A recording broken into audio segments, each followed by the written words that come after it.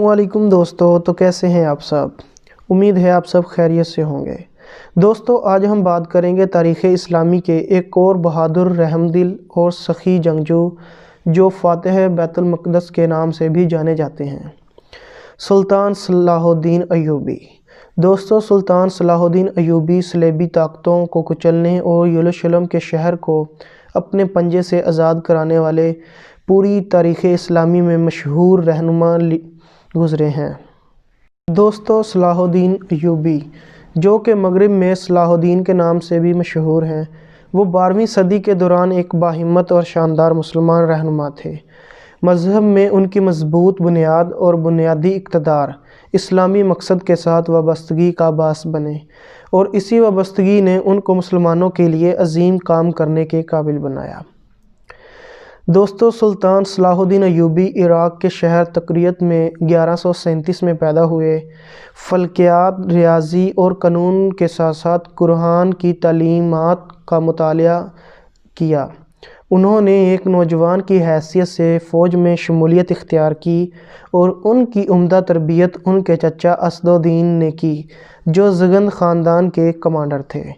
دوستو، صلاح الدین ایوبی کی ابتدائی لڑائیوں میں متاثر کن کارکردگی نے اسے فوجی مہمات کے دوران اہم ذمہ داریاں سنبھالنے کے قابل بنایا۔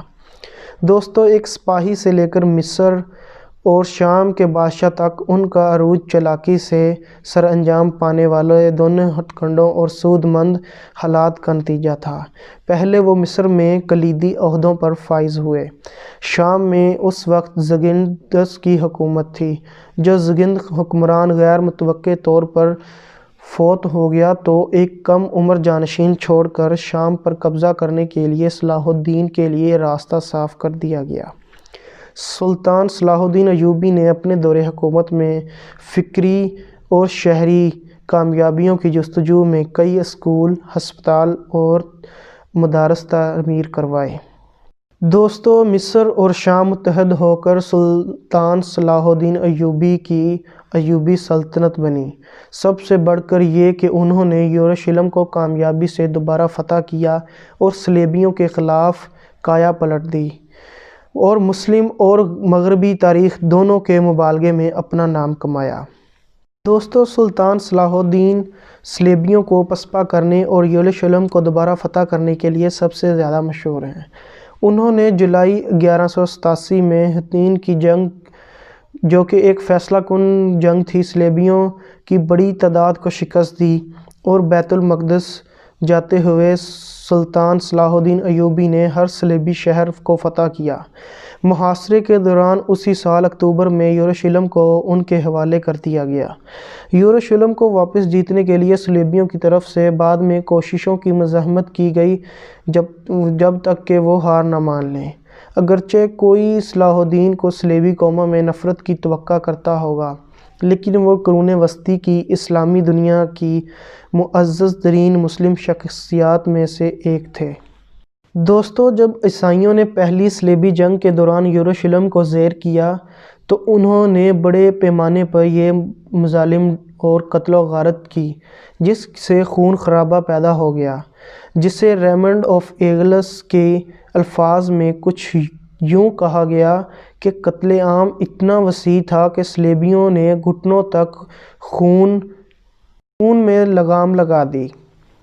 دوستو، لیکن جب سلطان صلاح الدین ایوبی نے یروشلم کو دوبارہ فتح کیا تو عیسائیوں نے اسی طرح کے حملوں کا انتظار کیا۔ تاہم سلطان صلاح الدین ایوبی نے نہ صرف مسیحیوں کو بخشا بلکہ ان کے ساتھ باعزت سلوک کیا۔ صحیح معنوں میں وہ روادار، ترقی پسند اور جامع عقیدے کے زندہ مثال تھے، جو ان کے دل کو بہت عزیز تھی۔ تحمل اور پرامن سلوک کا مظاہرہ کر کے سلطان صلاح الدین ایوبی نے اسلام کے مرکزی اصولوں جیسے آزادی، مذہب اور غیر مسلموں کے تحفظ کو برقرار رکھا۔ دوستو، مزید یہ کہ جنگ کے دوران اسلامی اصولوں پر عمل کرنے کا ان کا جذبہ تب سامنے آیا جب 1192 میں رچرڈ ایکڑ کے محاصرے پر بیمار ہوا تو صلاح الدین ایوبی نے نہ صرف اپنے ذاتی معالج میمون پیڈس کو اس کے علاج کے لیے بھیجا بلکہ اسے بخار کے خلاف لڑنے کے لیے شفا بخش پھلوں اور برف بھی بھیجتا رہا۔ جب جنگ کے دوران رچرڈ کا گھوڑا مارا گیا تب انگریز بادشاہ پوری مسلم فوج کے سامنے پیدل جا رہا تھا تو مسلمانوں نے اس پہ حملہ کیے بغیر اسے جانے دیا۔ جب سلطان صلاح الدین ایوبی کو اس بارے میں معلوم ہوا تو اس نے اسے 2 تازہ دم گھڑ سوار بھیج دیے تاکہ وہ کسی قسم کے نقصان میں نہ ہو۔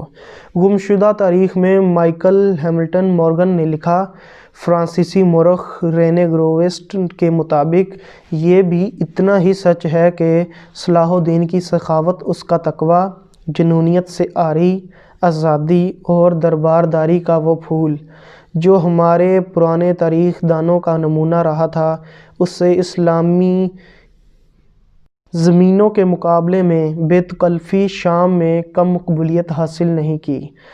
دوستو، سلطان صلاح الدین ایوبی کا انتقال 56 سال کی عمر میں 1193 میں ہوا۔ اگرچہ وہ مصر سے شام تک پھیلی ہوئی وسیع سلطنت کے پتوار پر تھا، لیکن وہ خود بہت کم کا مالک تھا۔ ان کی وفات کے وقت ان کی جائیداد اور اثاثوں میں 1 گھوڑا، 1 تلوار، 1 ذرہ اور بہت ہی کم پیسے تھے جو انہیں دفنانے کے لیے بھی کافی نہ تھے۔ وہ اپنی دلی خواہش جو کہ بیت اللہ کا حج تھا اسے اپنی زندگی میں پورا نہ کر سکے۔ انہوں نے اپنی پوری زندگی اسلام اور اپنی رعایا کی خدمت میں وقف کر دی اور اسی شان و شوکت سے گریز کیا جو اکثر حکمرانوں کو بھی پریشان کر دیتا ہے۔ دوستو، اگر ہم سلطان صلاح الدین ایوبی کی زندگی کے کچھ اہم واقعات پر نظر ڈالیں تو ان میں سب سے زیادہ مشہور بیت المقدس کی فتح سے پہلے وہ اکثر یہ کہا کرتے تھے کہ میں کس طرح مسکرا سکتا ہوں، کس طرح کھانے پینے کا ذائقہ چکھ سکتا ہوں جبکہ بیت المقدس کافروں کے ہاتھ میں ہے۔ یہ ان کا جذبہ ایمانی تھا۔ دوستو، جب صلیبیوں نے بیت المقدس پر قبضہ کیا تو ایک صلیبی کمانڈر نے بیت المقدس میں کھڑے ہو کر حضور اکرم صلی اللہ علیہ وآلہ وسلم کے بارے میں نازیبا الفاظ کہے اور نعوذ باللہ کہا کہ کہاں ہے تمہارا محمد، دیکھو آج ہم نے بیت المقدس کو فتح کر لیا۔ دوستو، جب سلطان صلاح الدین ایوبی کو یہ بات پتہ چلی تو انہوں نے لشکر تیار کیا اور آخر بیت المقدس کو فتح کر لیا۔ اس کے بعد تمام صلیبی کمانڈروں کو چھوڑ دیا سوائے اس کے جس نے آپ صلی اللہ علیہ وآلہ وسلم کی شان میں گستاخی کی اور نازیبا الفاظ کہے۔ دوستو، سلطان صلاح الدین ایوبی نے اسے مخاطب کر کے کہا کہ دیکھو، جب تم نے میرے نبی کے بارے میں غلط الفاظ کہے تو میں نے اللہ تعالیٰ سے یہ دعا کی تھی کہ جب تک تمہیں اپنے ہاتھوں سے قتل نہ کر دوں مجھے موت نہ دینا۔ دیکھو، مجھے بھیجا ہے محمد صلی اللہ علیہ وآلہ وسلم نے۔ پھر آپ نے اپنی تلوار سے اس گستاخ کا سر قلم کر دیا۔ دوستو، سلطان صلاح الدین ایوبی کے کچھ اہم قولوں میں سے ہے کہ اگر تم کسی قوم کو بغیر جنگ سے شکست دینا چاہتے ہو تو اس میں فحاشی پھیلا دو۔ اس کے بعد ان کا کہنا تھا کہ جب حکمران اپنی جان کی حفاظت کو ترجیح دینے لگیں تو وہ ملک و قوم کی آبرو کی حفاظت کے قابل نہیں رہتے۔ اس کے بعد ان کے دور میں ایک اہم مسئلہ بھی اٹھا کہ اسلام تلوار کے زور سے پھیلا یا پھر اشاعت کے زور سے۔ تو آپ کے تاریخی الفاظ تھے کہ اسلام تلوار کے زور سے پھیلا تھا یا نہیں، لیکن اسلام کے تحفظ کے لیے میں تلوار کو ضروری سمجھتا ہوں۔ اس کے علاوہ دوستو، ہر مسلمان اللہ کا سپاہی ہے مگر ایمان اور کردار بنیادی شرط ہیں۔ اس کے علاوہ دوستو، ایک اور قول ہے کہ جہاں روٹی مزدور کی تنخواہ سے مہنگی ہو جائے وہاں 2 چیزیں سستی ہو جاتی ہیں، مرد کی غیرت اور عورت کی عزت۔ سلطان صلاح الدین ایوبی کا ایک اہم قول یہ بھی ہے کہ فتح یہ نہیں کہ تم جنگ جیت گئے، بلکہ فتح یہ ہے کہ تم اپنی رحم دلی سے دشمن کے دل میں جگہ بنا لو۔ دوستو، بے شک سلطان صلاح الدین ایوبی ایک سچے ہیرو اور ایک عقیدت مند مسلمان تھے۔ میرے پیارے بھائیوں، یہ وہی اسلام کا شعر ہے جسے آج فلسطین کی مائیں بہنیں بلا رہی ہیں۔ اسی کے ساتھ مجھے دیں اجازت، اپنا خیال رکھیے گا۔ اللہ حافظ۔